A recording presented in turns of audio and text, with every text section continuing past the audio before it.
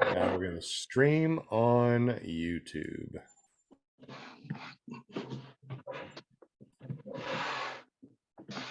And there we go.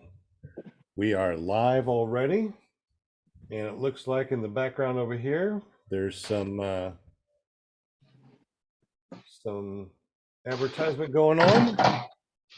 And we are ready to rock and roll. All right, guys, welcome to season 4 of PPG Grandpa's Paramotor podcast, Clear Prop TV, and paratalk.org. This is going to be a great podcast. Well, it's always a good podcast. It's always a great podcast because look at who we have here. We got a lot of amazing people. You know, let's say hi to Paramount USA real quick. Wind Pirate, I'm going to put you on mute. I hear a lot of stuff in the background there. Paramount USA, what's up? Good to see you. Welcome chatters, welcome viewers. It is Monday night. Thanks for coming and hanging with us. We got all kinds of cool stuff going on tonight. We got Mike Cotter in the house. Woo-hoo. Michiganders rock. Yes, I have to, shout out Michiganders out there. And yeah, just sit back and enjoy the show. Eat your snacks and there you go. Absolutely. If you want to be on the show, make sure you get up with Linda Anderson. You can find her over at ParamountUSA.com. Excellent. I always forget that part, but you say it better. Right. Of course. Yeah, it's just the .com. Right. All right. We also got Will Fly from Will Fly PPG. He is going to be building up that spinning wheel of winning things tonight. So make sure that you say hi to Will Fly, because we are going to be giving away a FlyMiPPG t-shirt, a Vortex Aero travel mug, and a ton of stickers. So make sure that you say hi to Will Fly from willflyppg.com. Anything new on your channel, Will? Not yet, but I'm so freaking close. So yeah, stay tuned. I'm probably gonna be taking a little trip here in the next week. So my plan is to have it done before then. Excellent. Yeah, just Excellent. the tip. What is it? 7.0. Oh man, up to 7.0 already. That's awesome. We also got Wind Pirate PPG in the house. Woot woot. How you doing, buddy? Doing good? Excellent. I put you on mute for a second. Yeah, I know. This microphone picks up every little movement that's around me. But no, doing great. Excellent. Good to have you here. And we also got Mike Carter. Mike Carter is the man of the hour. We're going to be actually chatting with him for about an hour. We're going to be spinning the wheel about a half an hour in, and then an hour, and then we're going to be talking for a little bit after the show. So make sure you guys stay here for the entire hour and a half. Mike Carter, welcome to the show, buddy. Thank you, sir. I appreciate you having me. It's absolutely 158 of these and going. So congratulations. You guys have been really rocking it. So appreciate the time you're giving us. Thank you. Yes, that's right. This is 4 years in, 158. This is episode 158, and we just keep on going. It's just amazing all the time. But Mike, for those of you out there that may not know Mike, tell us a little bit about yourself and how you got into paramotoring. So I've been a fan of aviation my whole life. I was one of those little kids that my parents had taken us, my brothers and sisters, down to Florida at a young age, and I was the sibling that was fighting for the window seat of the airplane. And to this day, I'm 6'1.5" or 2, and depending on the day. And I still fight for the window seats. And as I grew older, I was looking for a way to get into aviation, and I would look at everything from the Zodiacs with the fixed wing on it to actually getting my own private pilot's license, which I had about 27 hours logged in when I decided to walk away from it, which I really, quite frankly, kind of regret. But I was spooked at the time, probably not mature enough to do it. And before my instructor took me for a taxi for run up and saying it's your airplane, getting out of it, I decided to walk away from it, which, for whatever reason, good, bad, and different,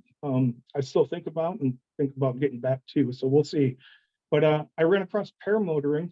Actually, I ran across paragliding when I was on a 10-year wedding anniversary trip in Switzerland. Both my wife and I decided to take a tandem paragliding flight, and it changed me. It was absolutely something that, to me, I still remember just as vividly as if it was yesterday.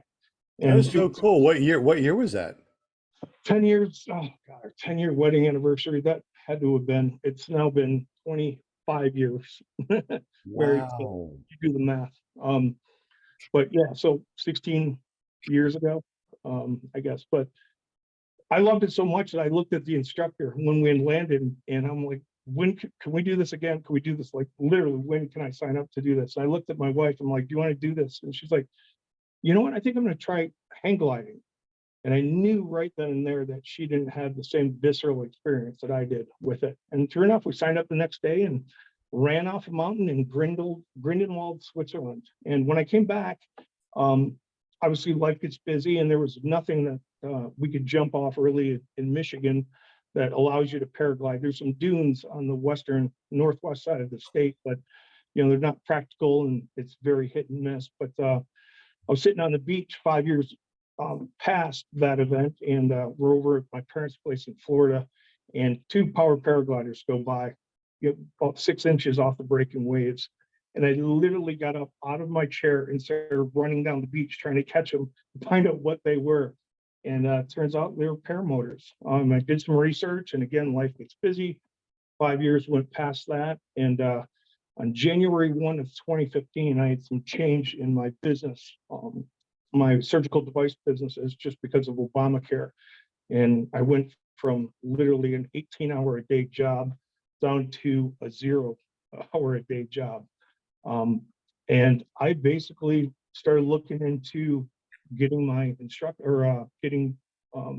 going down to Florida and being trained. And I found a gentleman, Don Jordan, down there.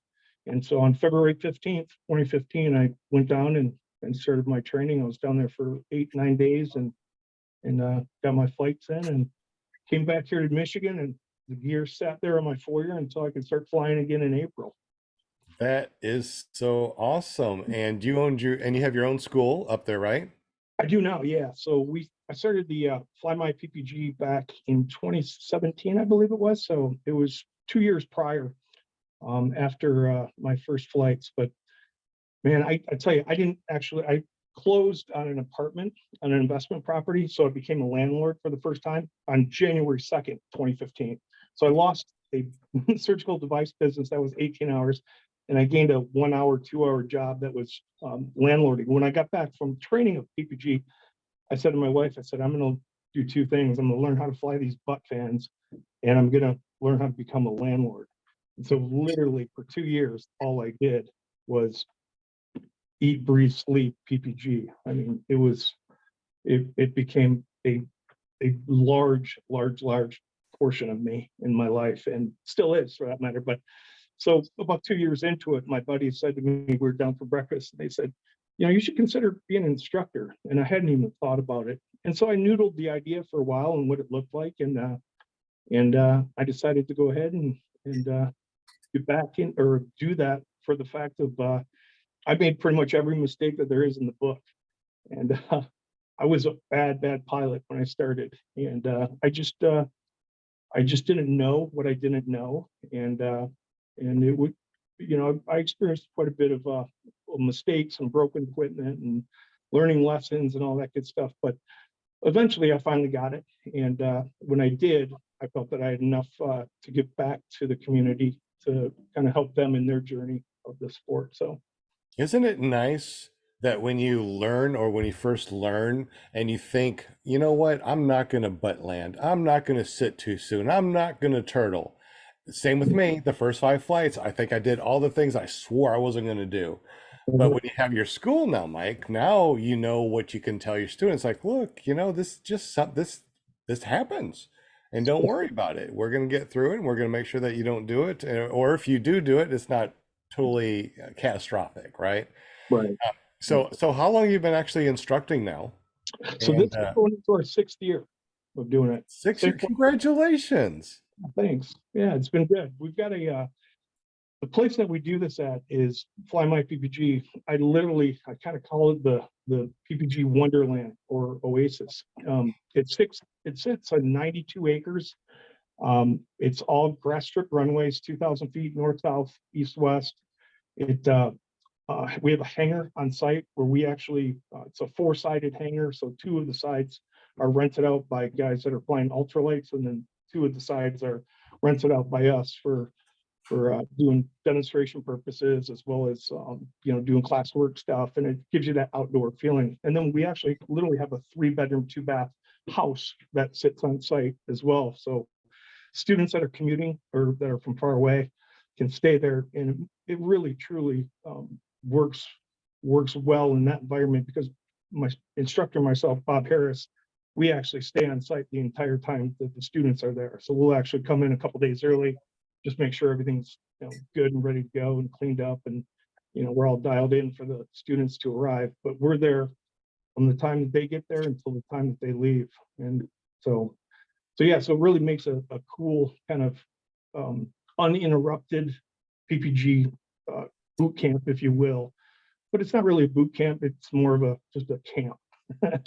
Right, absolutely. Will Fly, is there any questions in the chat or any questions on the panel before we continue? Not in the chat. So if you guys got any questions for Mr. Mike Cotter, just post them in the chat. We'll get right to them. I'm kind of intrigued, man. I mean, you said 26 hours of. Yeah, it's a private pilot. Yep. Well, I mean, the nice thing about that is you pick it up 20 years later and you still get to count those hours. So there's that, right? Yeah. But I've had a chance to fly since then, several times actually. I've flown with Travis Burns a few times, and I've got a couple of local friends that are fixed wing pilots as well. So I've flown with them, and you pick it up pretty quick. But I would definitely, for some reason, I feel as if that, or for me personally, that fixed wing flying would be more unsafe than the PPG flying. And maybe it's because you're going so low and slow with the paramotor flying compared to, getting up in a Cessna 182 or something when you're freaking hauling balls, and there's not a whole lot of room for mistakes. It's definitely a different animal. There's no question about it. But your story, I don't think, is all that unique, because I've heard quite a few times that people, they've started their, getting their license, and then they flew a paramotor, and then all of a sudden, no more interest in the aviation, the general aviation. Right. So, and I can't remember who it was. He's a paramotor pilot. He's got a kid, and the kid wants to become a paramotor pilot too, but he also wants to become a pilot. And he said, okay, I'll pay for your paramotor training, but you have to become a pilot. You have to become a general aviation pilot first, because he didn't want it to mess up his, he didn't want to scratch that itch too early, and then all of a sudden the kid's not interested in flying general aviation. So, well, that's kind of why I haven't jumped back into it at that as well, is because literally the paramotor, it fulfills all of my needs as far as a pilot is concerned. yeah. I've trained, hundreds of pilots now, and I would say good, maybe, I don't know, I'm not even put a percentage on it, but a lot of them are commercial pilots, or of course they're private pilots, and every single one of them have said, this is the kind of flying that I thought, or I dreamt of when I started getting into aviation, that low and slow, visceral smells. And I got kicked off. No, he's just sharing the screen. I got you. That they wanted to experience, when they got into it. And so I can see that as far as becoming a private pilot, that you're definitely going to want to go that route first before becoming a PPG pilot. So Yeah. Well, I mean, I wanted to get back into aviation myself in some form or fashion, so that's kind of my story. And like you, it has scratched all those itches. So fortunately, because airplanes are very expensive to rent now. Right. Dude, it's the coolest logo. Oh man, thank you so much. That's kind of Yeah. you. I spent a lot of time working on that and trying to, get something that kind of fits the way I guess we are. It was a little bit of inspiration came from the Aviator, their first original logo, as we used to be one of their alliance members, and when we started our school, that was the logo that they had, and so I do have to give a little credit to those guys, kind of inspiring that. But, Cool. yeah. Were you pretty much self-trained, I guess? No, I trained with Don Gordon. I don't know if that name rings a bell to you guys, but he was one of the original members that started the USPPA, and he I don't know I don't think he's flying. I saw him about a year and a half ago. I stopped over at his house, and he would have been, or still is, the oldest foot launch pilot in the world, I would imagine. I think he's 84 now. Wow. Yeah, and so he was one of the originals that did the what was the Florida flying at the compound? There was a name for it. Yeah. I'll think of it, but I know what you're talking about. On the West Coast? It was right, basically, yeah. So yeah, it was by Palm Bay, and that's where Don had trained. He trained at the compound, Okay. and that's where I East learned Coast, yeah. actually how to fly. I can't believe I can't. Stephen Adair was part of that whole thing that he had passed, and in remembrance of him, they put together a flying. And I apologize, it's escaping me, but Isn't that Fun and Son? No. No. Shucks. Anyways, and it's not Wings Over Winter. That was Aviators, but regardless. So Don is still actually, he built a house right outside of the compound, and he was training still up until probably a year and a half ago. I just lost touch with him in the last year and a half, so I'm not sure if he is or not. But Well, Don, Slow Day says Don is the man. He is still flying. oh, awesome, good. So that's pretty cool. Yeah, he's and he's an amazing pilot, and his pedigree of aviation is second to none. He was one of the original, test pilots in the Navy and stuff. And then he was a captain. I don't want to say with who. I believe it was American, but I'm not remembering that for sure. But he was a captain for years and years and years. And then he started teaching PPG. And so I found him just doing my research down in Florida in the time that I wanted to do my training, and he was available, and so I jumped on it immediately. Cool. Absolutely awesome. Shout out to Serenity Island out there. That's where we're going to be going this next week. Hey, Mike, for those that don't know or haven't been to your school, or maybe is thinking about going to school and it's up north, tell us a little bit about what the student expects when they come in, how everything works, and how long are classes? Yeah, so we run a pretty strict curriculum of anywhere from, now we've shortened it because I've limited the amount of students that we have.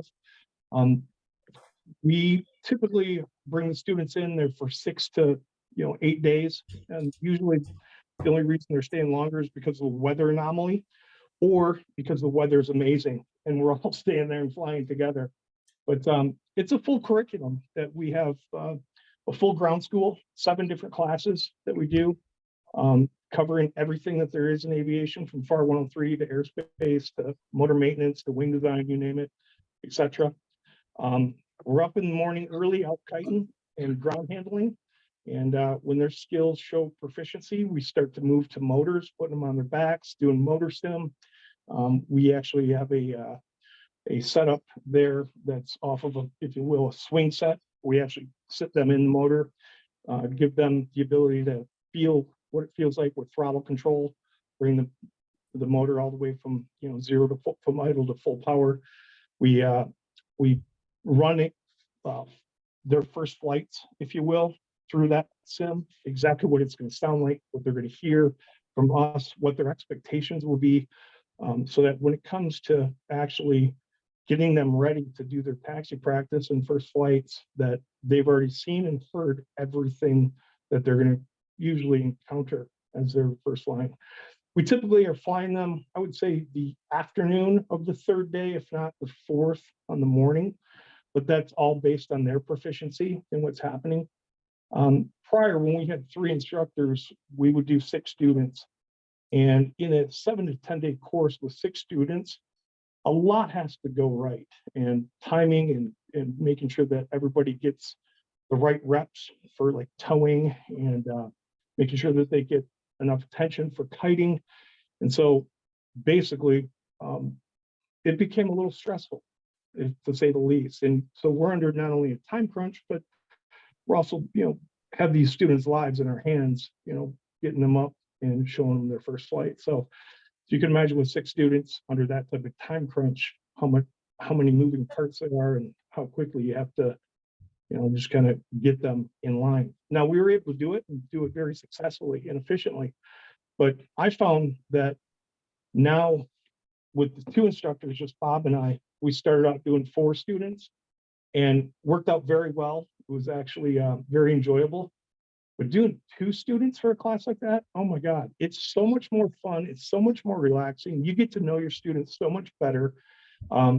It becomes more of a personalized experience with them. We can actually personalize the course for them as well based on how everybody's time frame works. So I've decided, well, we started kind of implementing it last year, and this year on my schedules, I've basically scheduled out which classes we're doing 2 students and which classes we're doing 4. And about 60% of them we're just doing with 2 students, and the last 40% we're doing with 4 students.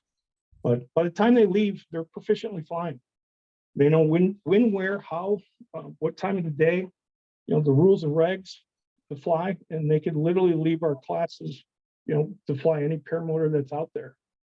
Now, we offer a lot of variety of paramotors as well as a lot of different wings.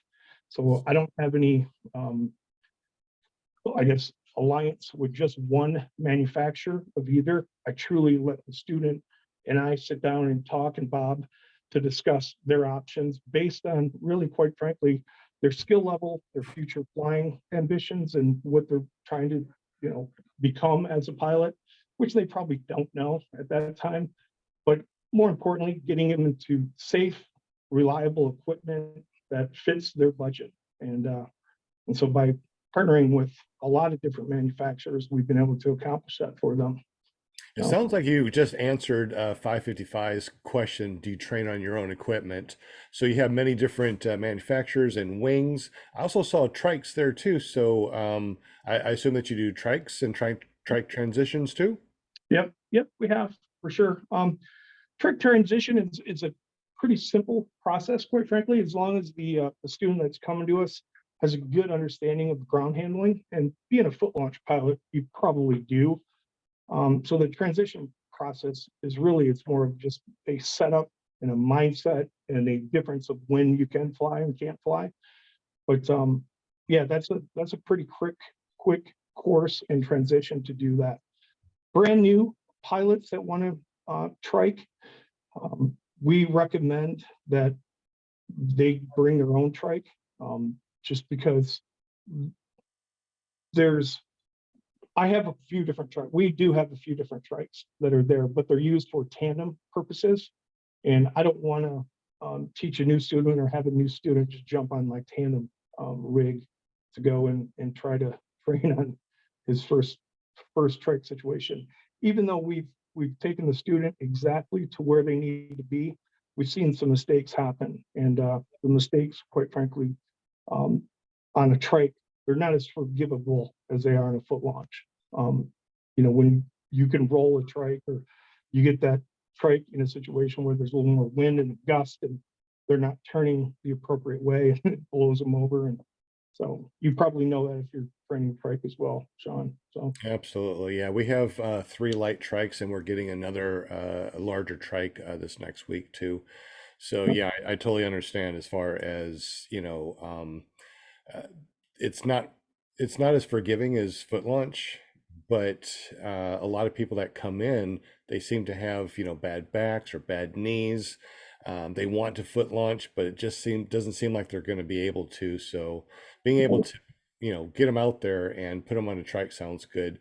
What kind of trikes do you recommend for students when they first come in if they want to only do trikes? You know what? At this point in time, I really don't make a recommendation for them, other than we'll sit down and talk. We've got a good relationship with Fly Products, with Travis Burns over at One Up Adventure. You can't go wrong with them. But we've used the retractable trikes. We've used the Parajet trikes. We've used pretty much everything that's out there in the industry. But it really depends on that student and what they're looking for.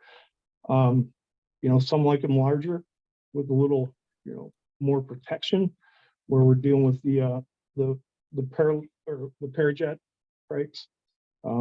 But trikes can be pretty pricey when you get up there in some of the larger units. that are available. We're talking, $18,000-$20,000. So in Michigan, for whatever reason, good, bad, and different, we don't see a whole lot of population that is coming to us with that kind of budget to do that. So, but also it's the way that the type of students that we've been training lately have been more of the younger foot launch group, and that's usually what's coming towards us in our way. Not that I discourage folks that are older or heavier or have bad knees. I just think there's a mindset there. And it's also not something that we put the trike student in with the foot launch students, just because of the differences of weather and when you can fly those students. We ran into a couple situations where the weather was good for a foot launch pilot, but it wasn't good for the trike student. And unfortunately, the trike students watching everybody else fly, and they're not able to do it yet just because the winds aren't low enough and conducive enough for that training portion. And there's, kind of, I guess, a little bit of some jealousy that happens. And it's hard on us as the instructor to say, I'm sorry, you're not going to fly. All these foot launchers, yeah, they're flying right now, but no, you can't. And so we separate the two now in different classes. So I Okay. don't have a whole lot of trike training, if you will. Gotcha. Okay. Well, that makes sense. What I do, one-off situation. So Right.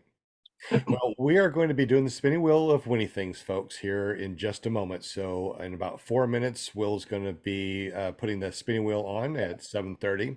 Also, too, it looks like we got a question in the chat. So if Will, you got a question from James?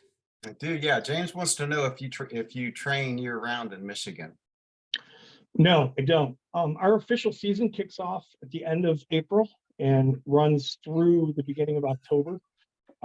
Just the weather is so unpredictable for trying to get students in. Now, I have done a few one-offs here and there, just from standpoint of today, it's completely flyable. I flew this morning.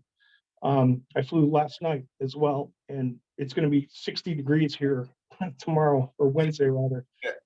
And so, but that is such an anomaly that it just doesn't happen. And I prefer to have students that come in and I can keep it fresh on their minds. I don't want a week or 2 weeks to go by where they leave us and then come back, and quite frankly, you're having to retrain all the skills and levels that you had already previously, gave to them. Sure. I've given wings to guys to take home into practice, and given them certain criteria as far as wing conditions and don't exceed it. And these are your maximum minimums, and go out and practice. And so that when we see each other, you'll be that much further ahead of the game. Well, of course, those wings just sit in the garage and, they don't do anything with them. And so that can be a bit frustrating. So unfortunately, no, I used to go down to Florida and train with those guys and with one-up adventures and tag team with those guys. But right now it's just not working out. I've had a couple of things that I've, business-wise, that I've been trying to take care of on my other part of my life. And so no, but I like to travel, and I just got back from Saudi Arabia doing the scout trip, and I'll head down, more than likely down to Florida or somewhere warm for the next, couple months, and enjoy flying on my own. That's kind of my personal time, but it's not completely out of the question to do that. Depending, it's all on a case-by-case situation for winter training. But Well, I understand too, it's kind of cold up there and you need a break also. So you guys, we're going to be spinning the wheel here in just a moment. Paramom is going to say hi to everybody on the spinning wheel. And you ready to do that, Miss Linda? You're on mute. You know that, right? You put yourself on mute. Okay, unmute yourself. There you go. Oh, there I am. And we'll be talking about that was an exciting trip. It sounded like we'll be talking about that a little later. no worries. Yeah. Right after the spinning wheel, we want to hear about your trip to Saudi. It sounds absolutely amazing. You gotta do spinning wheel. Got to do the spinning wheel. So Mike is going to give away one of his t-shirts. We also got a Vortex Aero travel mug, and we got a lot of stickers that we're going to be giving away today. So we're going to be spinning the wheel, spinning the wheel, spinning the wheel. Yep. So Can you see that? no, it's only half and half partial right wheel. now. Only see half of the spinning wheel. Hold on, we'll get her. So for those of you that are listening to the show, if you want to come here and actually be part of the live show and have an opportunity of winning something live, I see a lot of people on here, which is awesome.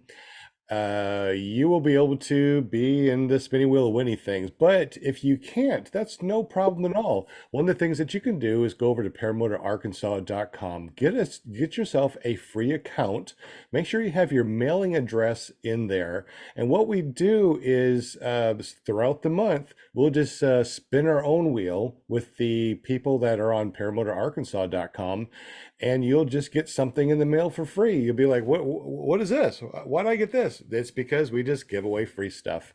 So make sure you go over to paramotorarkansas.com, get that free account, and you might get something in the mail for no reason whatsoever. All right, Linda, go ahead and say hello to everybody on the spinning wheel of many things. Okay, as long as I don't kill the names here. Okay, welcome everybody. We got my cat, my kitten's like, what's going on? We got Scott and Angela Garland. We got Slow Days. Hey, Slow Days. Michael Jasper in the house. Susan Ray, what's up? Bill H in the house. Brian Franz, Bonnie Franz. Hi, cool couple. Andrea Rosano, and we got Angela Preslick. Hello, darling. Tony Mr. Vegas. We got Running to the Sky Orange. Yes. Flying Flamingo Jade. What's up, Flying Flamingo Jade? Serenity Island. Hi. And Mr. Dana 54. Para Ninja. Canuck America. James in the house. PPG, the other Nick. A-Lines and Lift Paramotor. Welcome, welcome. 555. We got Kramer. I think that's Linda Kramer in the house. Hi, Linda. We got Deweese. Hi, Deweese. Love ya. Kelby Cox. Welcome. John Wayne Cowboy. And we got Mad Sloper. What's up, Mad Sloper?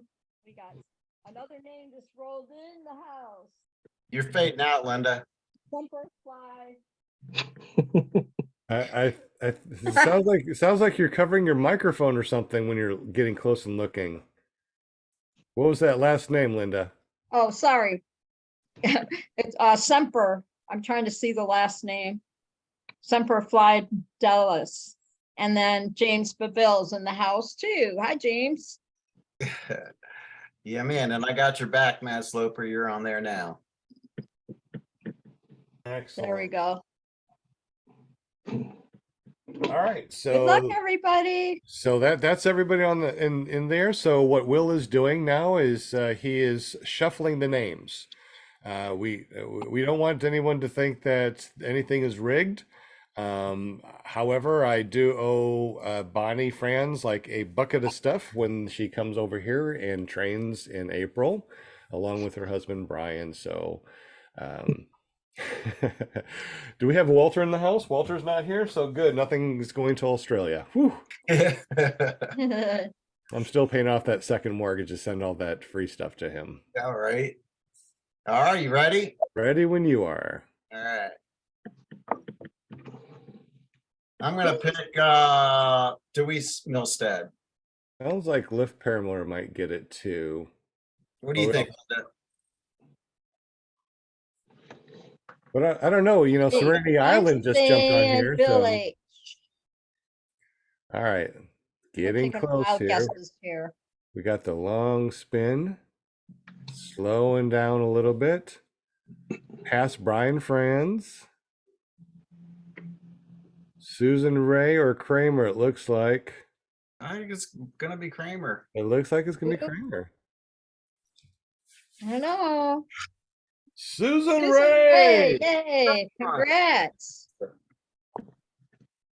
So Susan Ray, make sure that you have an account, a free account over at paramotorarkansas.com, and you have your mailing address there.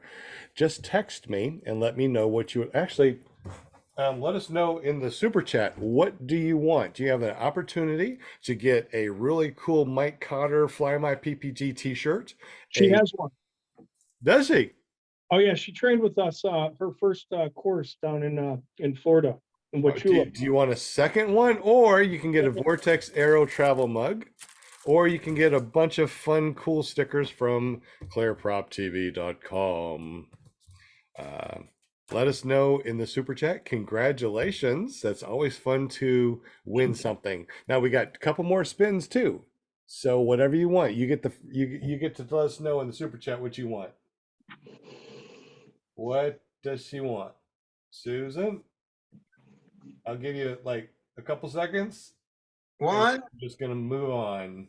Feeling the pressure. But as soon as you let us know, then we're just gonna go ahead and go on to the guest again. So we. So can what hear were the this- choices again?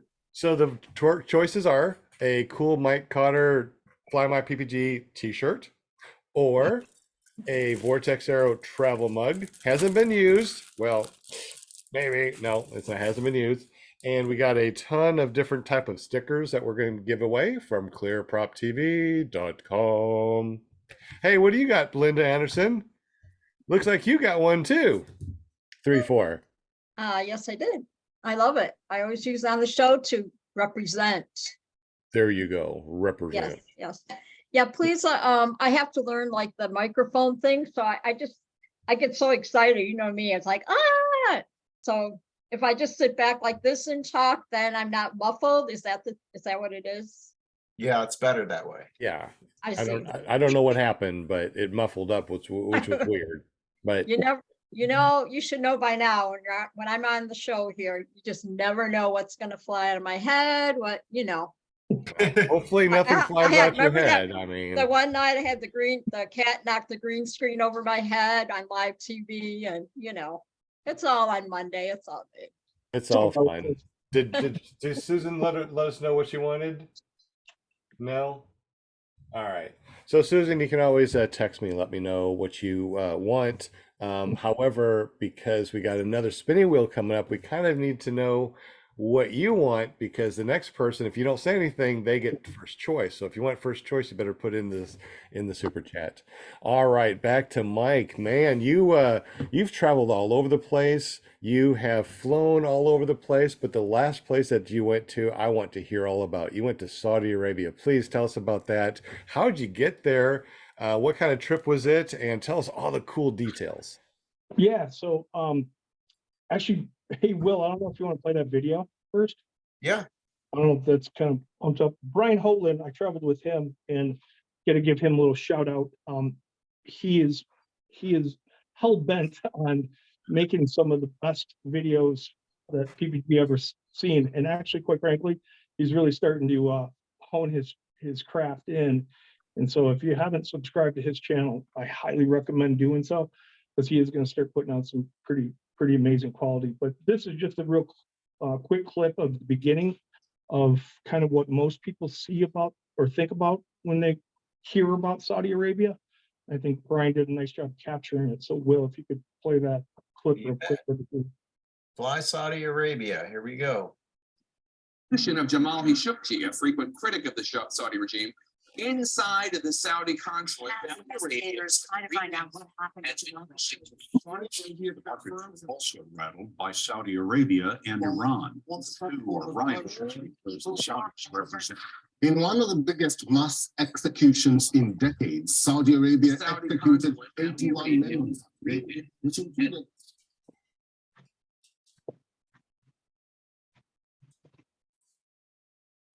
There's probably a lot of stuff in the media that doesn't portray Saudi Arabia in a positive light. I would say, give it a chance. I think you'd be surprised. Cool. Yeah. That was pretty cool. It was kind of the way that we both felt in the beginning about Saudi, and we were both nervous. So we both had some pretty lengthy conversations about it. And the gentleman that you saw there, asking for you to give it a chance. He was the guy. He's Shihab. Shihab is a half Saudi, half American, and he met Miro from Scout Aviation.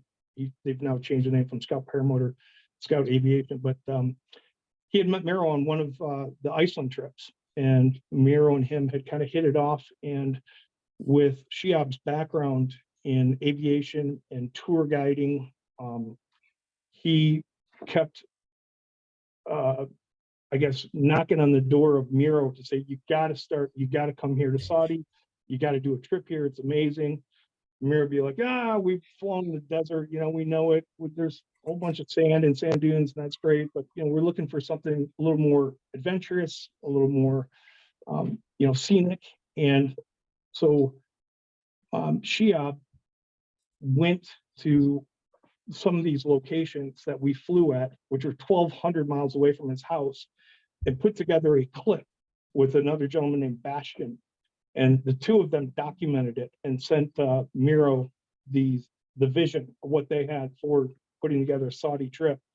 And Miro immediately jumped on it. He said, that is absolutely unbelievable and nothing that I expected. And quite frankly, that whole trip, there wasn't a thing that happened that was the way that I would feel that some Americans portray Saudi Arabia. The people couldn't have been nicer. The terrain couldn't have been more beautiful and more diverse. The flying there was absolutely spectacular, to a point of like you felt like you're on the moon at sometimes. You're flying over volcanoes. You're in places that, with a combination of, say, Cydonia, of Utah, Mineral Basin, of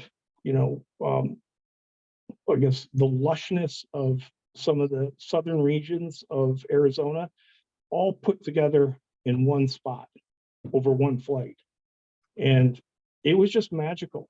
And the fact that it was so, I guess, people didn't know what or who paramotoring or these pilots were all about. It's the first time they're ever seeing it. It's the first time that there's ever been places that have been flown in that region. And so every time we would land, the sheep herders and their children and families would literally bombard us and just come out of the woodworks of nowhere, and just want to learn, what is this? Obviously not speaking English. And that's why Shihab was such an invaluable portion of this trip, is just the translation process.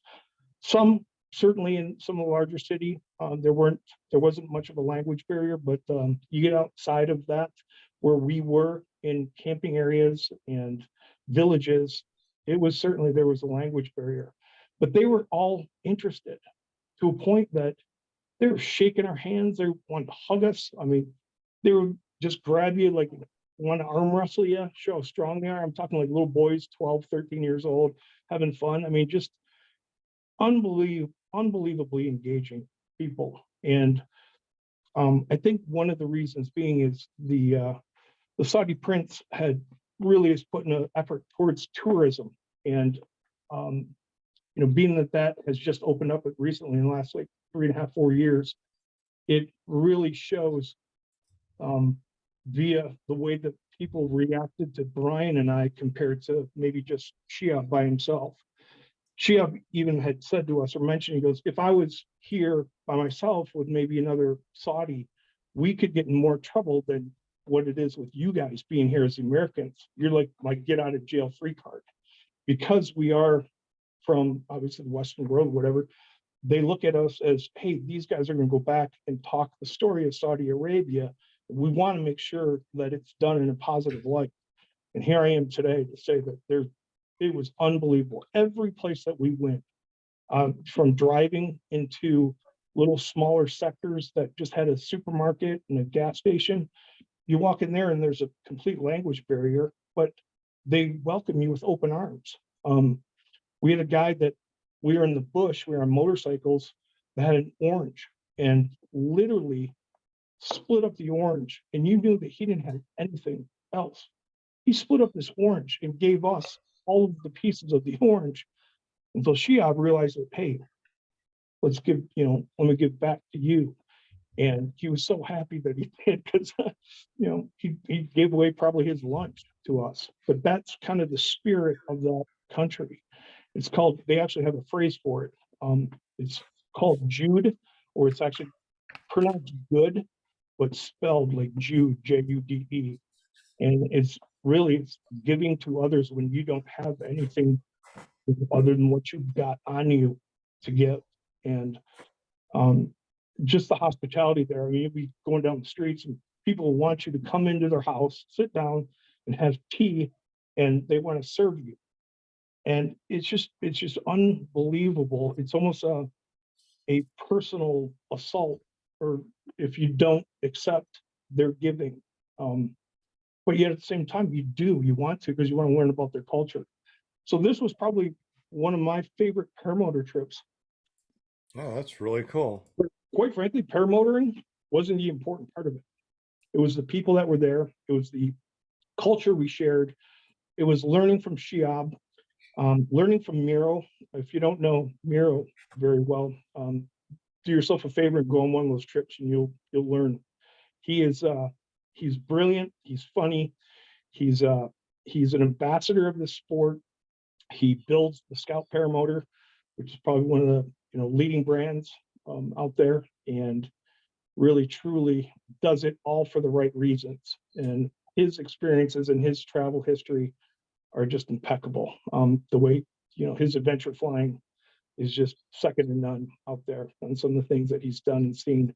And so picking his brain and spending that 8 days with him was just phenomenal as well. So tell us about some of the sites that you flew and things that you saw and all that fun stuff. Yeah, I think probably the highlight for me.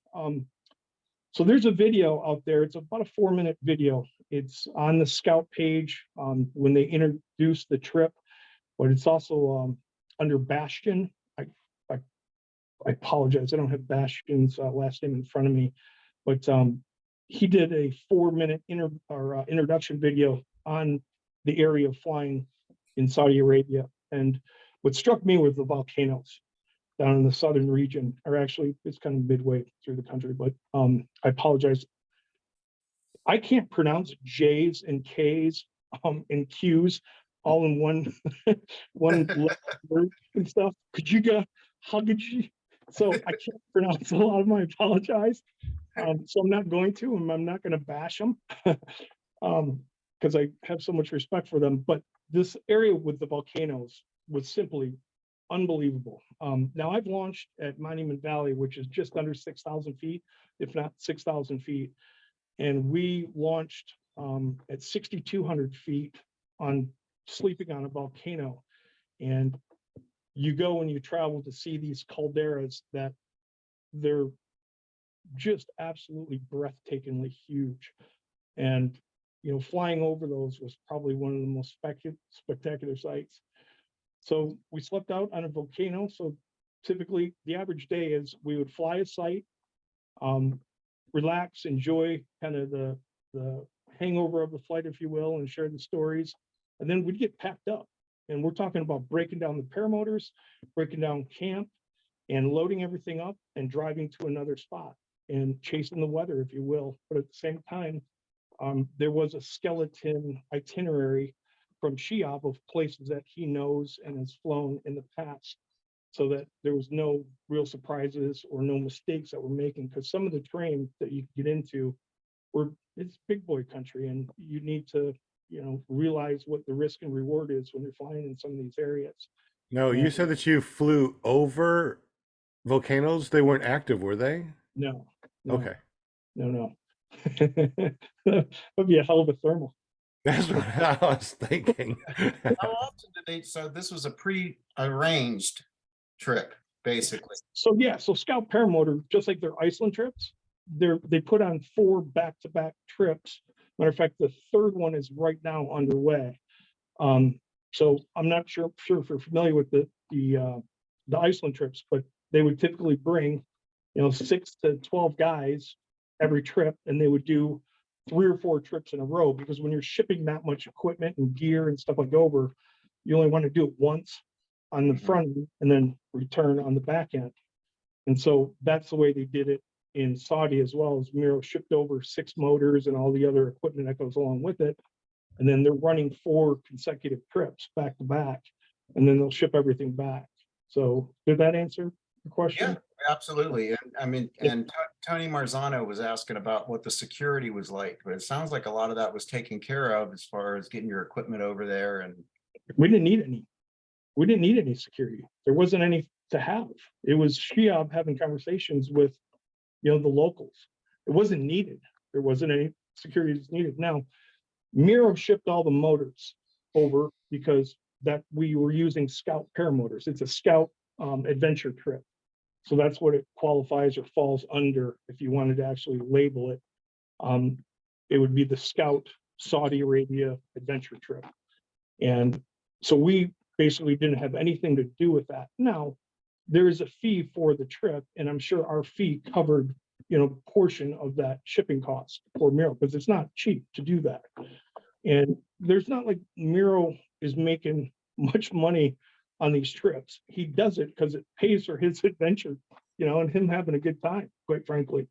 And so it also gives us some exposure to the Scout brand, but it also gives, anybody that watches these videos or sees, the Iceland trips, Ryan Southwell doing his amazing photography and videography work, but people see the brand and they associate it with adventure flying and so on and so forth. So it all works in that regard. But so yeah, you're flying their equipment basically. we're flying their gear, and we had a choice to bring over our wings, which I chose to bring over my own personal wing because you don't want to switch up too much stuff. For me to show up and fly a new wing on a new motor with a new reserve, all put into one component, can it be done? Sure. But why? But why if it doesn't have to be? So I brought over 2 wings, actually. Brian brought over 1, and we flew our own wings. But Miro had the reserves there, putting those on, and yeah, so everything else was pretty much set. We'd go to the grocery store, we'd get food, and we'd cook out in the evenings, and then just relax. Half of the trip was spent camping, so they had all the tents and all the cold weather gear, if you will. We just brought over our own personal sleeping pads, sleeping blankets, or sleeping bags rather, which I really lack on. I found out the hard way. I woke up freezing. A couple of the northern portions of Saudi got down to like 28 degrees. And I realized at the very end of our trip that my sleeping bag was rated for like 45. So I had some cold nights, but half the time you're in tents and half the time you were actually in hotels along the way. And so it was a good mix in that regard. You go to, catch up on the internet and, get a little Wi-Fi, touch base the home and all that fun stuff. So, but we'd go to restaurants. It was, like I said, Shiab having that language barrier covered for us was just miraculous. It was, I wouldn't have done that trip, number one, if it didn't start off with the reputation of Scout Paramotor and Miro, and knowing him and, seeing and watching him through the years, I felt as if I did know him just through his videos without ever meeting. So there was a trust factor there that, hey, I can throw $4,000 to this guy that I've never heard of, have no idea who he is. I never have met him. And I'm throwing $4,000 into Saudi Arabia, and apparently supposed to meet up at noon on this particular day. Supposedly, supposedly supposed to be. Yeah. Some guy named Shihab is but faith and the trust in Miro and knowing what he brings the sport and the table, that brought the credibility. But as soon as you meet Shihab, all of that immediately goes away. As a matter of fact, it's really kind of a funny thing. I don't know if I should share this, but I'm going to. That first thing he did, he got up and kissed me. That's not part of their culture. Then I'm like, well, maybe it's part of their culture, kissing on either side. It was on the cheek. It was on the cheek, though, right? Yeah. He's just like, I want to. No tongue, right? Gotcha.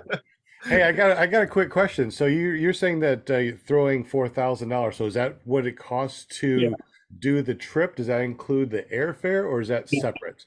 that's separate. All That's right, separate. so the airfare is all on you to and fro, and then $4,000 for the trip. And the trip was how long?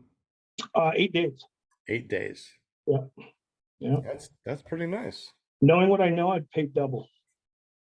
Wow, Yeah, that must have been awesome.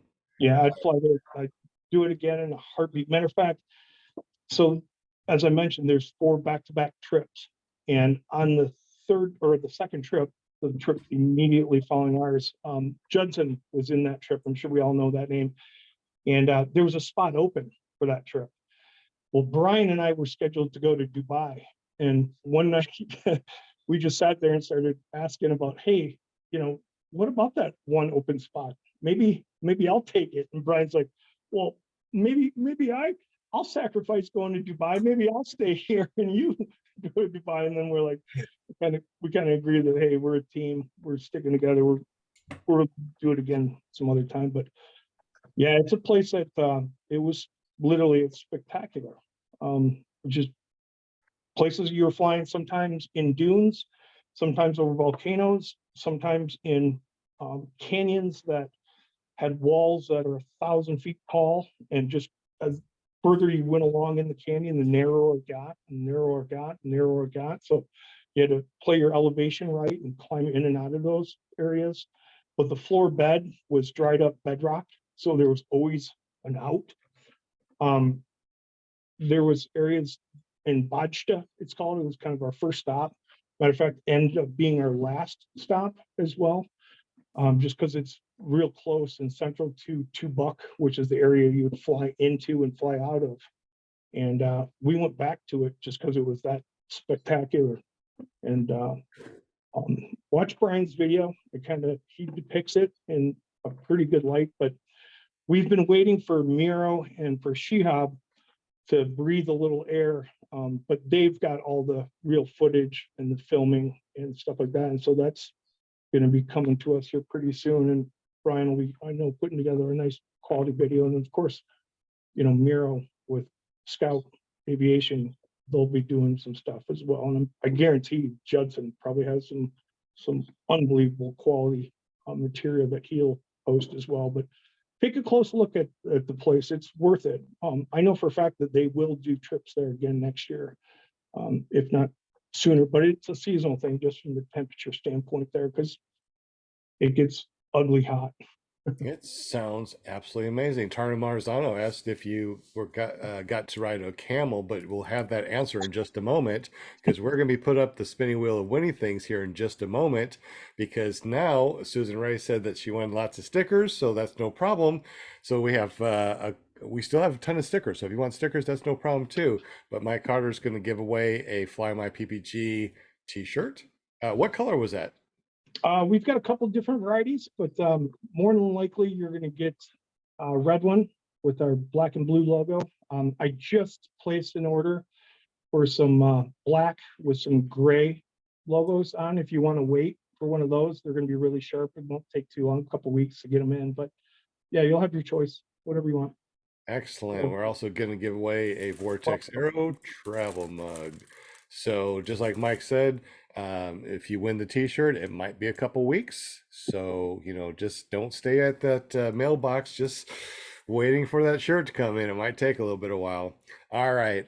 2 minutes before we spin the spinning wheel of winning things. And I guess we have enough time to ask, to hear the question. Did you get to ride a camel? We were offered, but I said, I'm going to stick on my paramotor. I'm not going to get hurt by a camel. I can't believe you didn't try to ride a camel. That would have been so cool. I came halfway around the world. I'm not going to hurt myself on a camel. Kind of hard to explain to your insurance company, wouldn't it? Yeah. We literally, they're there. They're so approachable. They actually like little puppies. Well, big puppies. Yeah, like big spitting puppies, right? They spit too? No. I mean, maybe they didn't spit at us. And the wild ones, literally, when I say wild, there's a sheep herder there, and that's it. Other than a sheep herder, they can roam around the country freely. Matter of fact, they cross roads. Like we hit deer up here in Michigan, our cars, and they'll get in the roads. Well, guess what? You'll hit a camel in the road because they just leisurely will cross the road. But And in Australia, you hit a kangaroo, right? So it just depends on where you go. You gotta hit exactly right. different animals. Yeah, you would see the bones of a camel that had passed, and they're just monstrous. I mean, the heads are huge. But yeah, so we actually, the first day that we got there, we went to this place called Bodstad, and we were just kind of waiting for the winds to calm down, and we were just kind of getting familiar with the area. We were picking out a camp, and literally I turn around and there's two camels that just walked up on us, and they're just looking at us. And Shiab goes, grab something to feed them with. And I think I grabbed some potato chips. And I just held up my hand with potato chips. And sure enough, they just come right up and just gently, nibble at them with not their teeth, but their gums, their lips.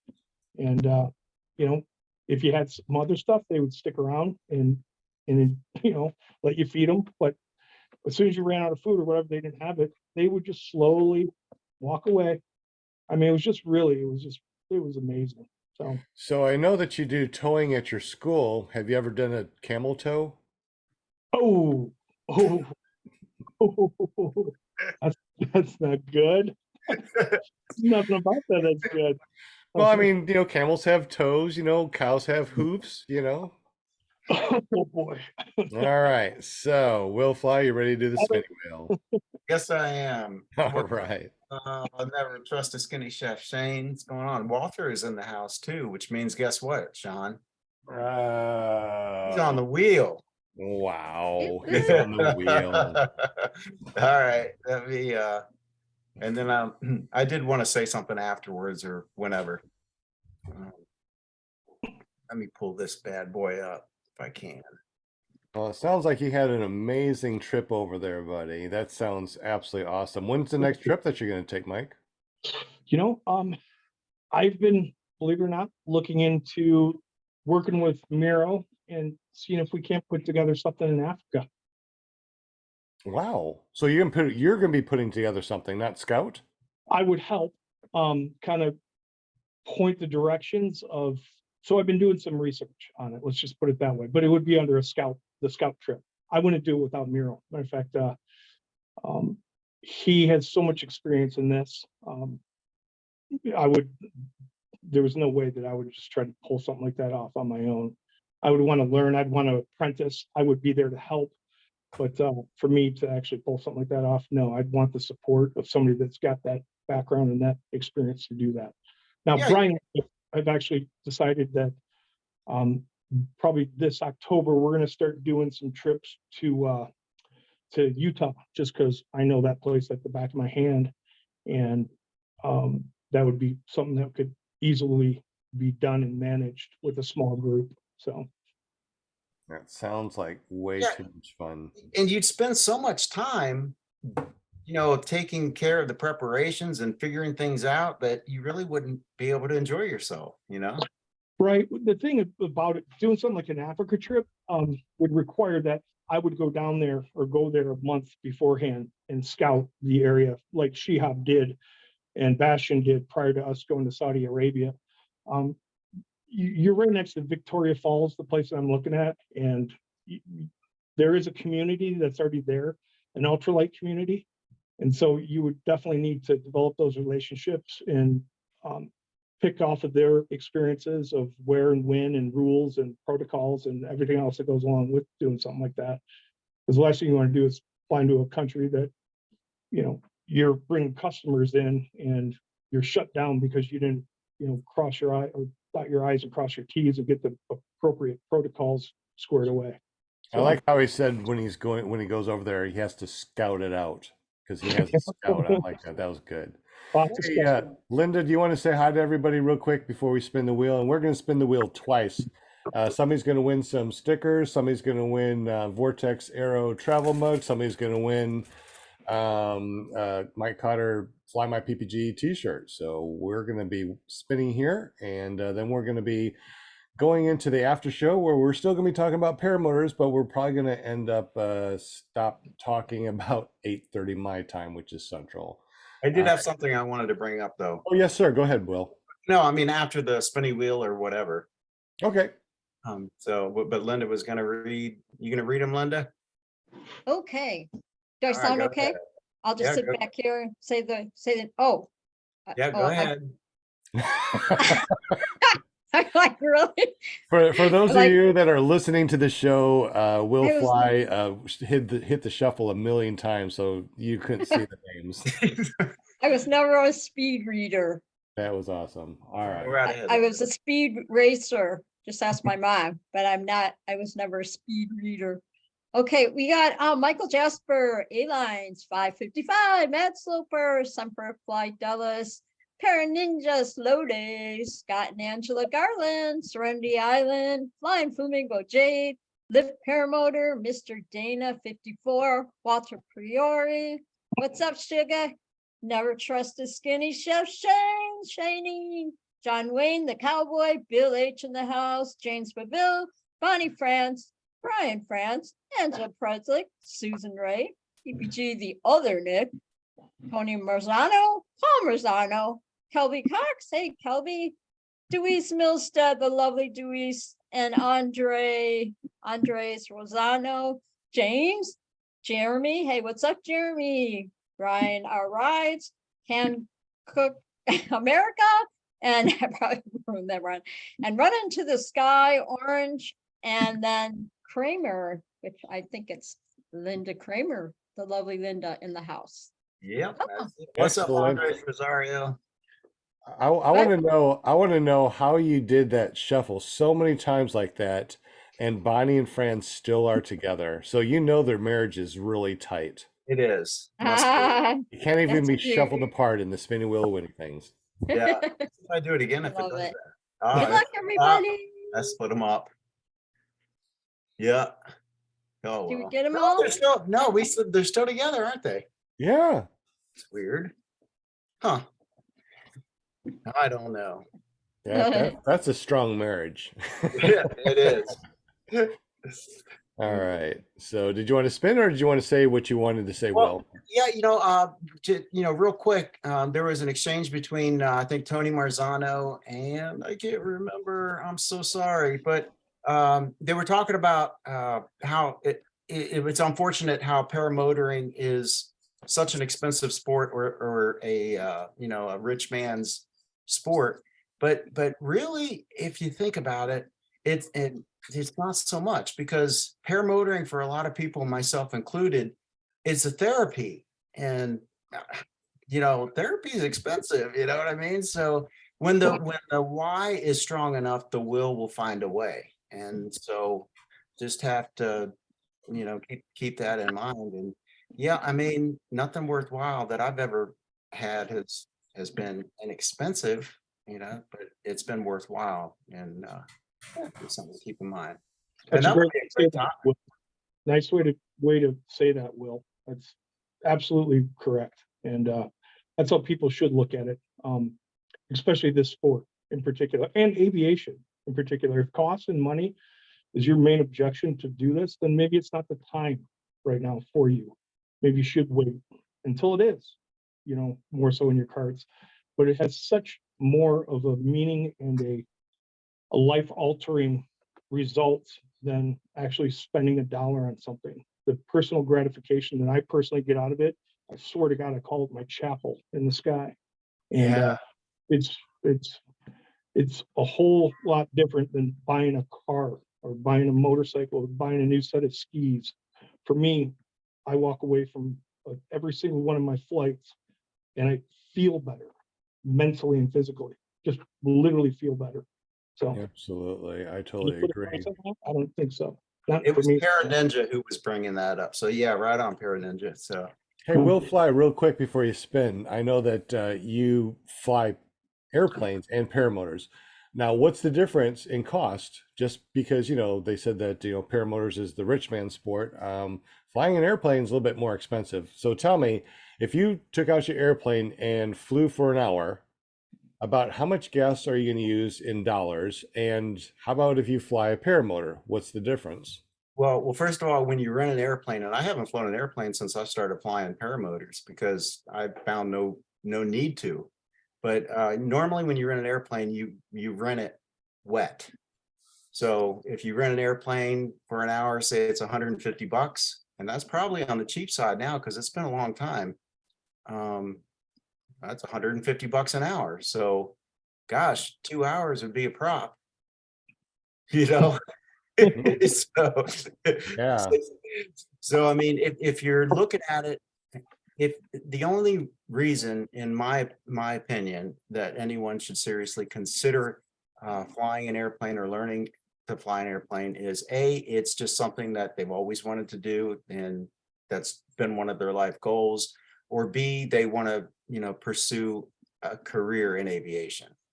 Other than that, if I mean, paramotors have it beat, because most people, like you were saying, Mike, they want to get into flying to experience the feel of flying, and kind of hard to do that when you're surrounded by a bunch of aluminum, you know?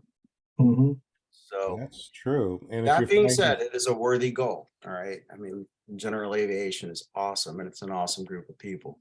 if you fly an Atom 80, then even your gas is even cheaper, you know, with the Atom 80 because it just barely sips that gas. Yeah, there you go. You could probably go fly for $4 if gas is $4. You know, I mean, you can fly for an hour for $4. A Yeah. lot different than flying an airplane. All right, ready when you are. All Mr. right. I'm gonna Fly. shuffle just a couple more times, and here we go. Brian and Bonnie broke up. What? I'm gonna go with Kramer. Michael Jesper.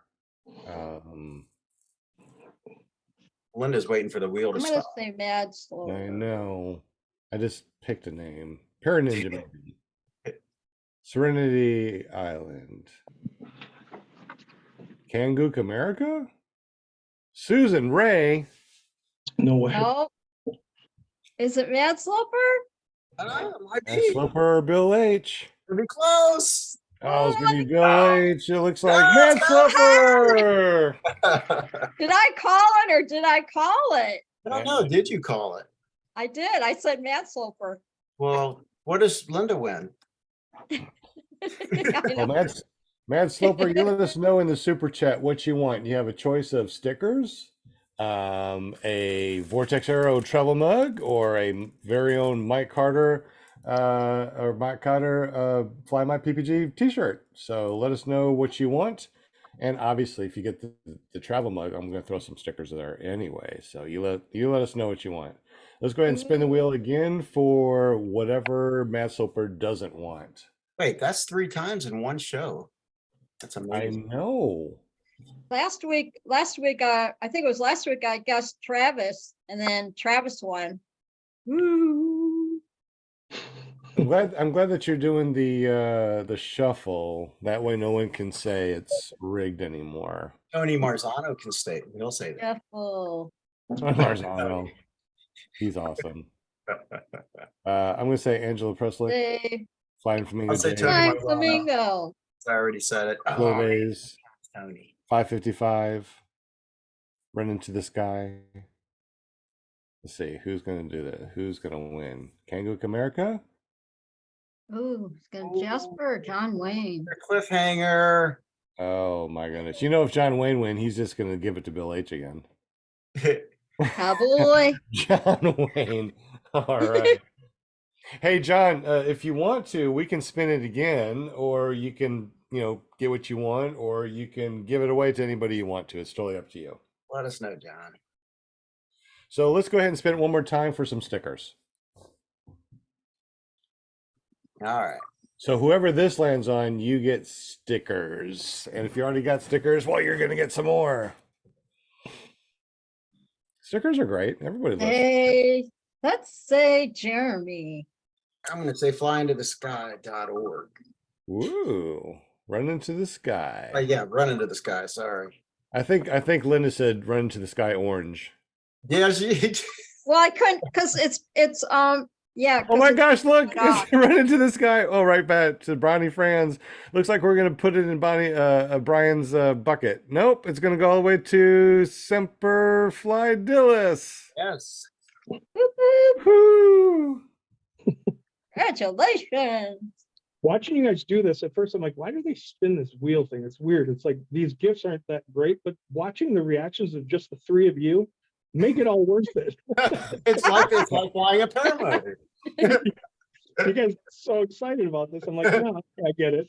It is. John We says need spin it like the again. sound effect. We need a sound effect in there, like when they win, like, you know, the crowd goes, ooh. We do, it No, is. just you guys are great. Just the sound effect. See, is that's just why you have me on the show. The PR has all these great ideas. Did John Wayne say spin again? Yep. All right. Did Matt Slopers let us know what he wants? What do you want, Matt Sloper? Because if you didn't, then whoever wins this one gets to pick first. Well, Semper Fidelis. Semper Fidelis won stickers. Stickers, okay. Right. So, So Matt Sloper gets first pick, but if we spin John Wayne's second spin, whoever wins, whoever puts their what they want first wins. So it's between Matt Sloper and whenever you spin. So Matt Sloper, you better let us know what you want, or Going once, going twice. whoever wins this one. Matt Sloper's not here, is what Tony Marzano said. He left the Yeah. building. Let me see if let's see. Well, I mean, Matt he's Sloper, in the chat. did you leave the building? Looks like he did. Well, I tell you what, then let's go ahead and spin it again for Matt the- Sloper went to eat. So let's go ahead and spin it again. This is the spin from John Wayne. So this is John Wayne's gift to whoever, and we'll Okay. let them get the FlyMiPPG shirt. And if Matt Sloper gets up with me this week, we'll send him the Vortex Aero travel mug. That's fair, right? Yeah. You ready? Ready I'm when- gonna say Kelby. Yeah, you gotta wait till it starts. Now you shuffle again. Oh, sorry. Oh, I forgot the rules. It was like it was shuffling. I thought it was spinning with all the names going Not like that. Speak the name till I shuffle. Once again, if you're listening to this after the live show, go over to paramotorarkansas.com. Create yourself a free account. Make sure you have your mailing address. And sporadically throughout the month, we just It's randomly easy. send some stuff out Easy. for fun. That's right. I'm gonna say A-lines. Or Walter. Walter, if you win, you get something digital. Ah, A-lines. All right. A-lines. Totally rigged. Woo. Totally rigged. A-lines Alright, won. Congratulations, all you winner chicken dinners. Right on. All right, so A-Lines, Mike, how is A-Lines going to get up with you so he can? Ironically, he just posted to me in the chat if I was going up to Porchport this summer, Memorial. I am, but I'll have him just email me or reach out to me on Facebook, and regardless, we'll figure it out. So, All right, A-Lines, you hear that? So congratulations, buddy, you won a T-shirt. Yay. Well, Will, All you don't right. have anything to do right now, so we can do the thumbnail. All right, let's do the thumbnail. That sounds good. I thought we gotta do it quick here. I mean, I gotta be on my game here tonight. I don't have my, oh, wait a minute, I do have my glasses. Linda took off hers, and I'm taking it from her, and I'm putting it on me. There you go, I'm wearing Linda's. Okay. And look, Mike is doing the same thing. Come on, Linda, put your glasses on. Oh, no. You know, we can take a screenshot of this conversation before you took them off, and that's a screenshot with I'm arguing. Look at me. Hey, I'm look, arguing- Will got his on. Come on, Linda. I'm arguing with the boss here. Linda, look, everybody What's has with their you? glasses on. All right, you There we ready? go. All There right. she goes. You look Come on, good in those Linda. glasses. Come on, Linda. Put them on. Come on. Everyone's waiting for you. We'll put them on, Linda. Oh my God. Yay! Why? All right. Great. Everybody has glasses. All right. Okay. Yeah, they're gonna be One. all reflective. Oh, 1, 2, 3. There we go. Excellent day. I love it. Everybody finally got glasses on. So much fun. Oh, the pressure, the pressure. It only took 4 seasons, 4 years for you to do that. I'm traumatized. That is awesome. Well, congratulations. So Susan Ray won some stickers. Congratulations, Mad Sloper. If you get up with me, and Yeah. you know that you did win, so get up with me. Text me at 501-747-3558. Let me know that you won and that you do want the Vortex Aero Travel Mug, and we'll send it to you. A-Lines won the t-shirt. Congratulations. Cool. Shirt, and Semper Flydillis won some stickers too. So make sure you get up with me and we will send those out to you right away. Yes. Hey, Mike, Well, are you going to Torch? Of course. In May? Okay, save me a shirt. Okay. And- I can do that. okay. What size are you? Probably, I don't know if they run big, how big they run, but probably just a small. Okay. Cool. yeah. Okay. I will be there. I'm going to take my second tandem. Whoop, whoop. Very cool. Yes, I know. Can you tell? I'm counting down the days. Is Erik, do you have it scheduled with Erik or who Yes. are you looking for a Sherpa?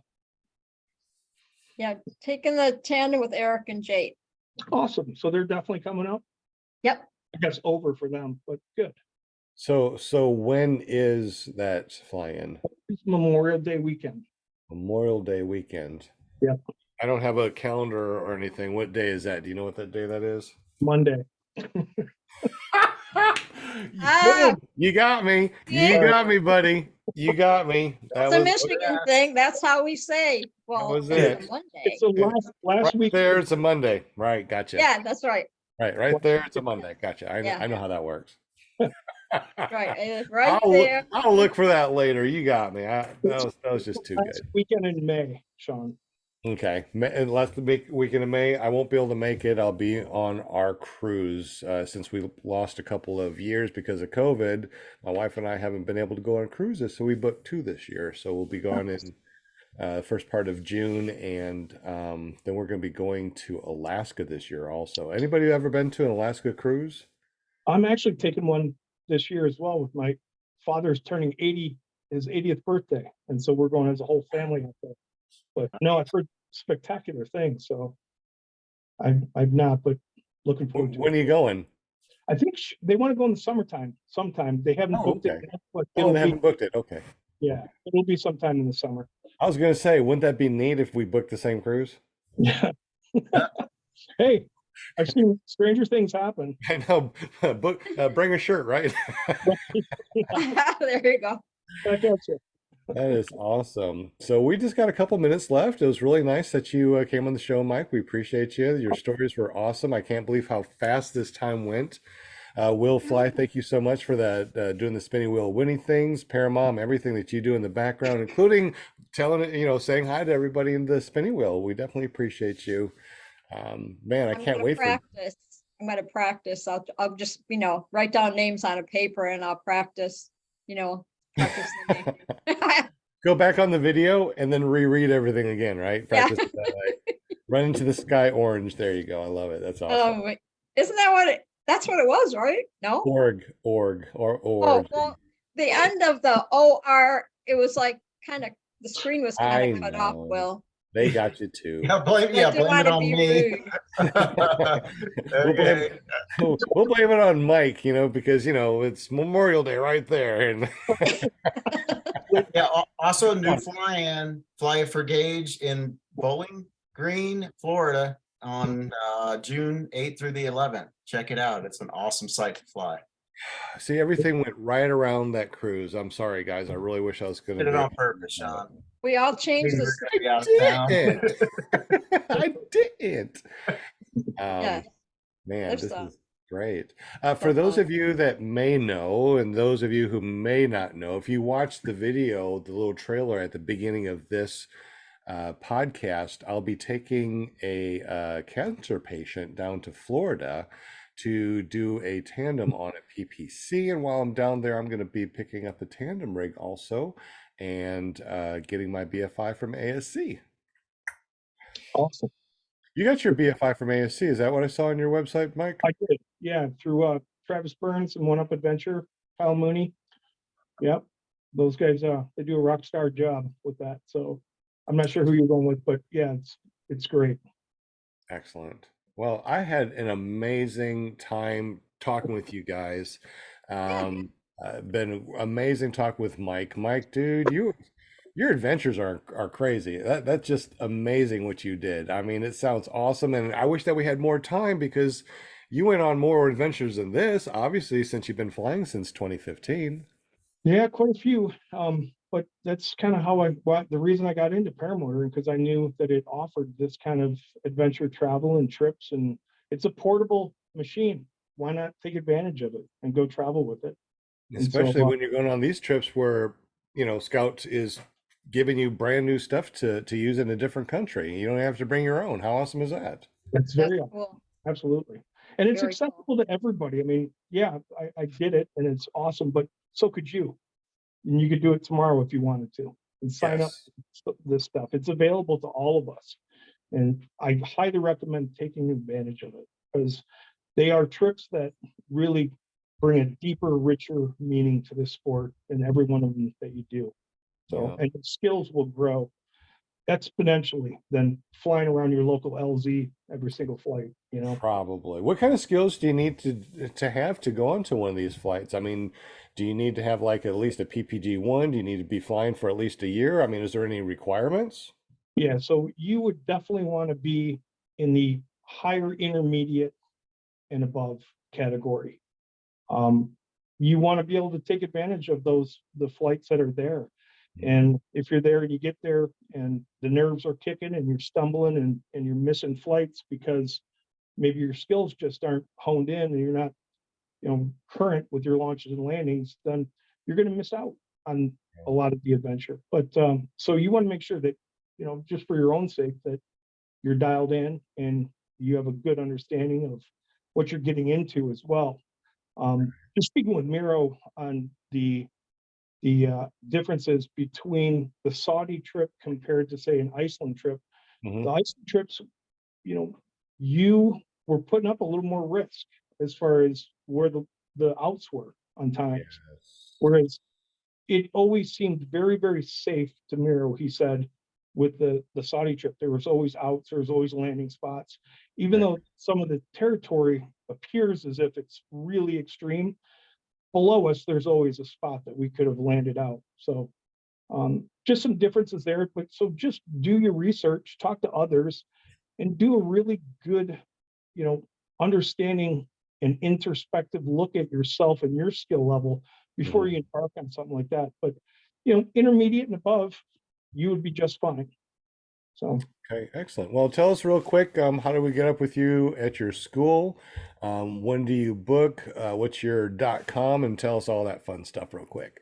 yeah, thanks. We're booking now, and it's FlyMiPPG LLC is our website. So .com. So FlyMiPPG LLC.com is our website. You can find me on Facebook under the FlyMiPPG page, or you can find my personal page there as well, just under Mike Cotter. YouTube, I think it's listed. I don't know if you're adding that as well, but don't subscribe to my YouTube channel. It's awful. Matter of fact, I have a video on there of why my videos suck. So I do it just for myself and for, when I'm 80 years old and drooling on the couch or whatever, looking at stuff, I can look back. Look at how young I was. Like, I will give a plug because I told him I would. Take a look at Brian Houghton's site and his website off of YouTube, rather, excuse me. And I believe it's just Brian Hoatlin, Hoatlin.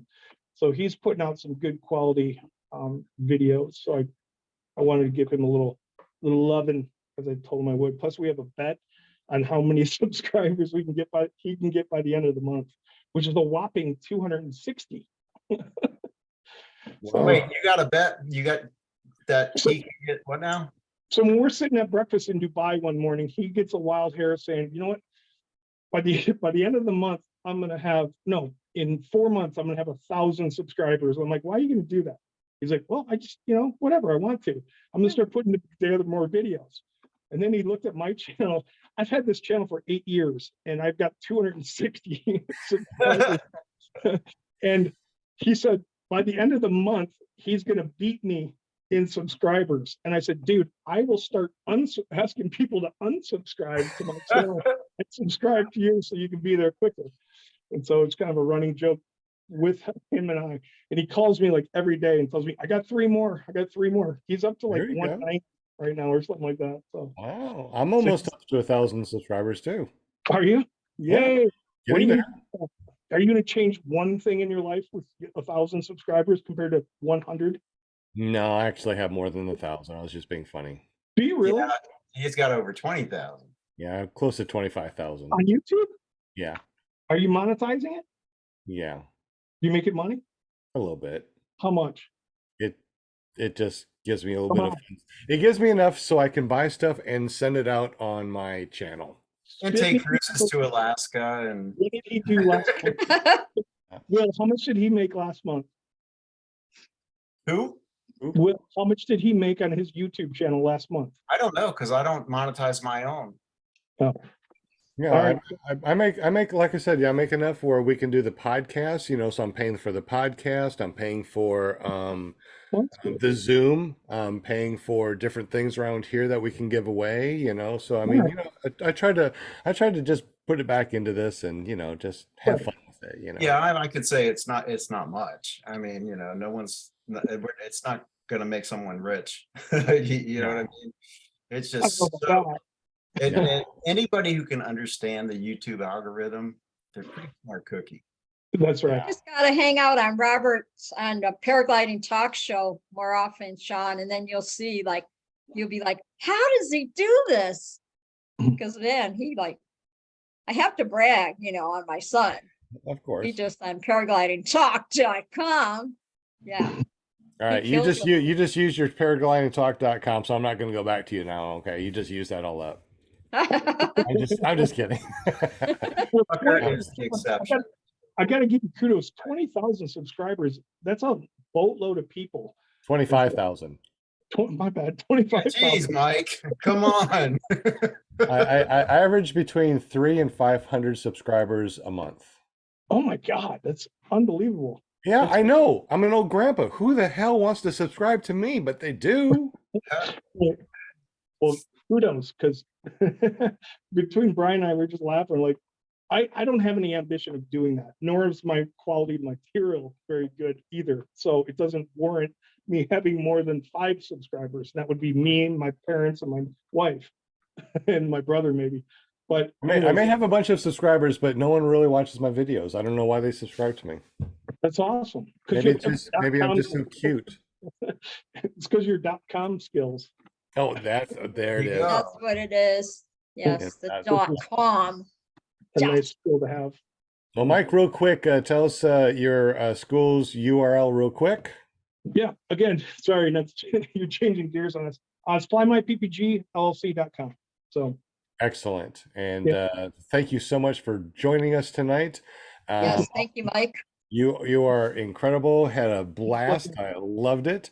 We also got willflyppg.com, and he helped us out in the background. He finds all the different questions and he lets us know. He also loads up that spinning wheel Winnie thing. So Will Fly, thank you so much for what you do. We definitely appreciate you. So tell us about your YouTube channel and what you do on Tuesday night with Skinny Chef Shane. Yeah. So you can check out my channel, YouTube, just search for Will Fly, or you can go to willflyppg.com. Just a bunch of tips, some corny humor, and try to make people smile. Tomorrow night is Paramotor. Just had a brain fart. Paramount Hangout, Paramount Hangout, Paramount You've been Hangout, hanging out with me, Will. Someone shuffled it. So no, Paramotor Hangout, 8 p.m. Eastern. It's Mark McElroy, Shane, and myself. We get together, and it's just like hanging out at a campfire at a fly-in. We talk about paramotors or whatever else comes up. So yeah, come hang with us. It's free. It's free. It's free. It's free this week. It's free this week. Free. Oh, you got to go over to ppgshane.com. That's right. ppgshane.com will take you right there. Absolutely. Don't forget to hit that subscribe and that bell notification if you haven't done so already. And also on Wednesday night, you got to go over to paramotorgirl.com. That's Flying Flamingo Jade. And then once again, Paramom USA, you got a famous son. Go ahead and let us know that. .com. Yes. If you hear that noise in the background, my kitty, he's got one of those toys where the ball rolls around in a circle, you know, like in a big plate. And so he's playing. Now he's keeping himself entertained or whatever. I should say.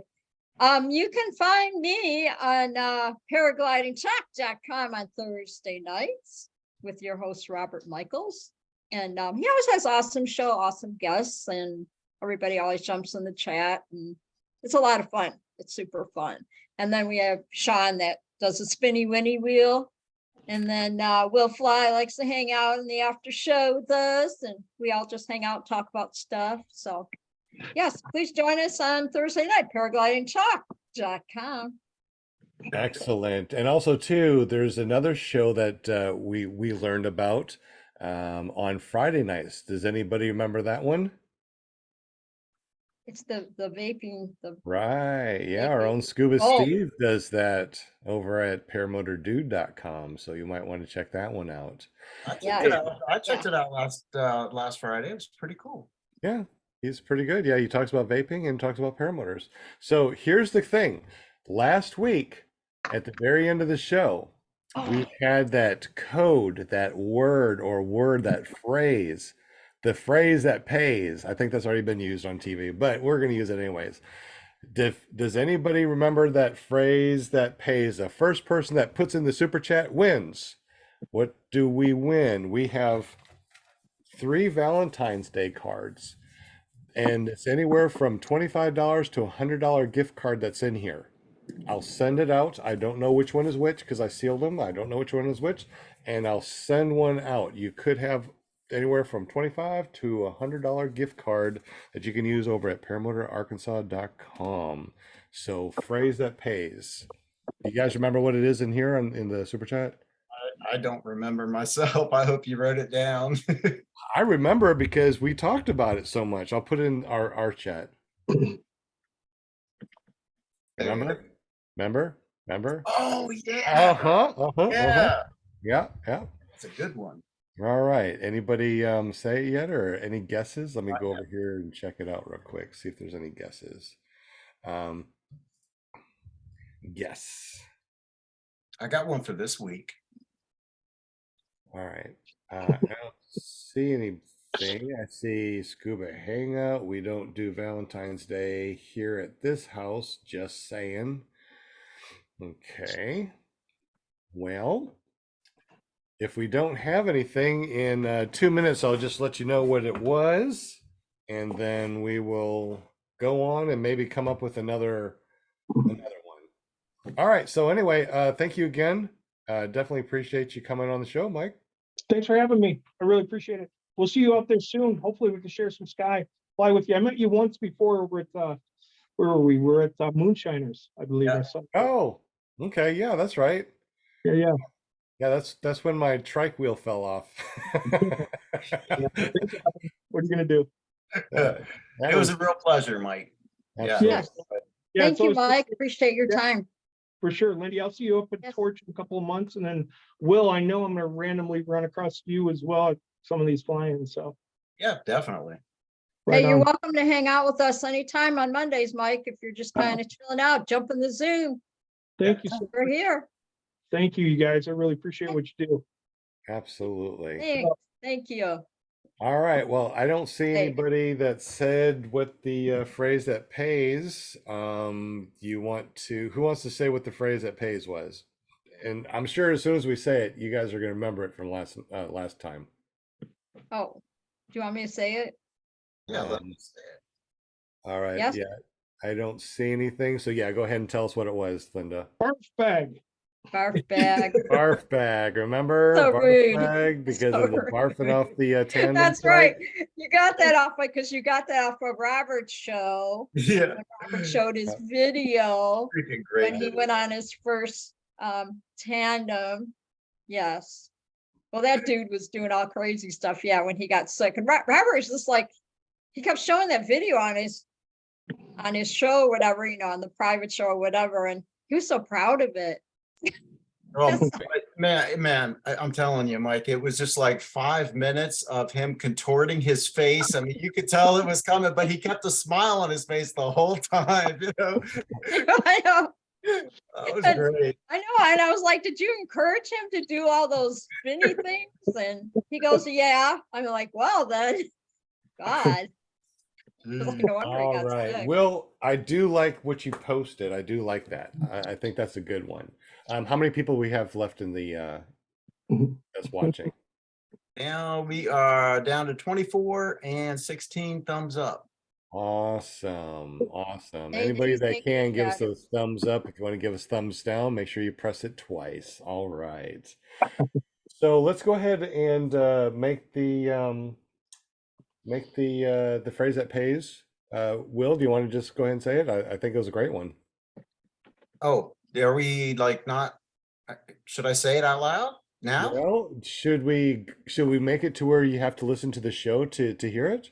Oh, that's up to you. Okay, I can do And that. instead of watching it, do you want to say it now, or do you want to wait until we just have it on the audio part? It's completely up to you. Well, Because nobody- the audio guys are audio mostly because they probably can't make the live show. all right. So the phrase that pays for next week that wins something neat will It will be camel. camel. Camel is the Camel phrase. toe. Oh, that's even better. Let's Yeah. change. Now remember, Camel it's got to toe. be camel toe. Has to be TOW. Like Yeah, you're towing okay, the that's camel close. up. All right. So I mean, I'm writing it down. Okay. yeah, not the hoof of the camel, but No. the No, towing it up in the air with a paramotor wing. That's what Right. this is about. The camel toe. that's right. Yeah. Right. All right. On that note, I wish you all I wish you all a very happy day, happy week, and we'll see you next week on PPG Grandpa's Paramotor Podcast, ClearProp TV, and paratalk.org. Good night, y'all. Peace out. Fly safe. And we'll see you tomorrow at PPG Shane's Hangout. And then who knows from there, right? All right. See ya. Good night. Cheers, peace, all that fun stuff. All right. Man, Much love. Much love. that was so incredibly fun. So we just stopped the live stream. So now we have the audio stream. You want to post anything else now for the last part of the audio stream? I'm good, but thank you so much again. This has been Absolutely. awesome. I appreciate. I know you got a hell of a drive ahead of you, so we're gonna get some good sleep and We're gonna rest. get some really good sleep. Yeah, it's Yeah. gonna be awesome. Mike, I'll be- again, thanks again. And when you said that you could be here as long as you want to, sometimes I mean we had 5-hour shows before, so you know you got to remember you can't just say as long as you want to. Right?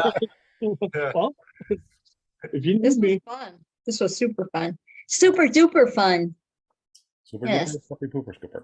All right. Do you know what? Do you know what? What? Okay, so every week on the Zoom, you know, you see me, I'm always looking down on my little screener because I'm always learning new things, everything is. Well, I just figured out how to pull up the chat. Oh, really? After 4 years? Good for you. That's pretty good. This is like a revelation, you know what I'm saying? So we It's like, can't talk about it wait a behind the minute. back anymore. I went to that more button and then Wait a minute. Which chat are you talking about? Because we got a Zoom chat and we got the super chat. Which one are you talking about? the super chat. Super Like chat I'm with, looking at it right now. with all the names out there, with Read all the the people that que- yeah, like- listening? I think, yeah, well, is this one? Oh, no, this is the one that shows all the questions, I think. Let's see. Okay, so that's the Zoom chat. Yeah.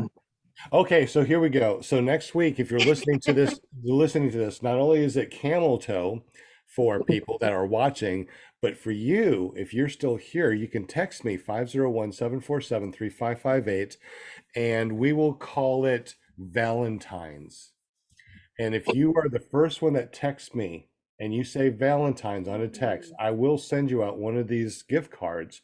And it's anything between a $25 and a $100 gift card. I will send it to you just because you heard it here on our audio stream on your favorite podcasting app. Nice. Is there a Okay. cutoff on that? Because otherwise people might. The cutoff is 1 week. So 1 week. if I don't hear from you in by the next show next Monday, no bueno. And also too, if somebody else already won it, I'll still send out.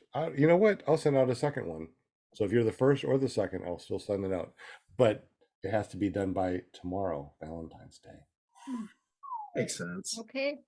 Oh, here I was all excited. I thought like, oh yeah, I can see, but I guess I have to be on my phone to see the chat, and that'd just be way too crazy. I'd be too distracted. So. And one more time, if you go over to Mike's FlyMiPPG LLC.com, do you have a way of having customers sign up on your site? Yeah, they could, fill out an application, or not an application, but just, who they are, leave me a message, and then I usually am pretty good at getting right back to them. So if you're listening to this right now, go over to FlyMiPPG LLC.com. Have a little note and say, Mike, I heard you on PPG Grandpa's Paramotor podcast. Tell Grandpa to send me out a Valentine's Day card, and I will send out and camel toe. Camel toe. No, not camel toe. That's for next week. This is the private one, and you got to say, Mike, PPG Grandpa, send me a Valentine's. There you go. And then when you do, Mike, just text me and let me know, and I'll send that out to them. Yes. All right, guys. I get 7,000 of these, you're in trouble. What's that? These requests to send you Valentine's Day stuff. Well, I'm going to send them a Valentine's. If they want to send me one, I'll give them my address. They can send me one. I don't care. That's awesome. I'll be listening to my phone going ping, ping, ping, ping, ping. Well, we loaded them up with a bunch of customers. That's what I'm trying to help you out. maybe get your YouTube channel up to 1,000 or so, right? Oh, that'd be unbelievably busy. Exactly. All right, for all you guys that are listening, thank you so much for listening, and we'll see you next week on PPG Grandpa's Paramotor Podcast. Peace out.